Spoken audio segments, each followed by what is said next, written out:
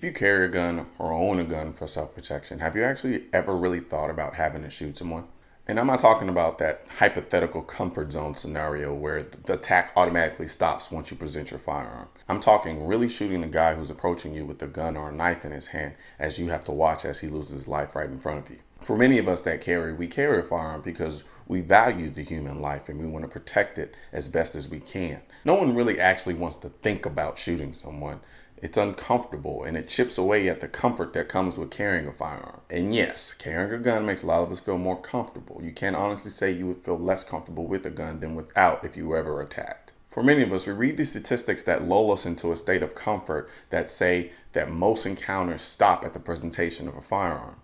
It's easy to read these statistics and to play the odds, but you ever stop to think about what if your situation fell into the minority and you actually had to pull the trigger?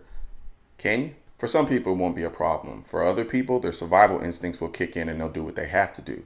But for some other people, they'll hesitate because they never actually really sat down and thought about whether or not they could pull that trigger if someone's standing on the other end of that barrel. Many delusional anti-gunners who believe that the world is all rainbows and fairies and refuse to accept the fact that the imagination land wall that they put up to separate good from evil can and will come down. Some of us pro-gunners are intentionally naive and ignore the fact that we might actually have to put down somebody's son or daughter or mother or father one day. Ironically enough, you owe it to your family and friends and loved ones to think about this and to come to terms with it.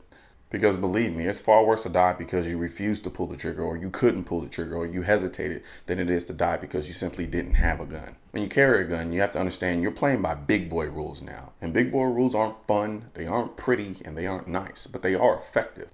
So the next time you play the self-defense scenario in your mind, as we all should, don't stop short at the shit hitting the fan. Let it play all the way through and then come to terms with the consequences. Then put those consequences into the little part of your mind and go about your life. Just don't let it be the first time you ever think about actually having to take a life. Be when you actually have to take a life.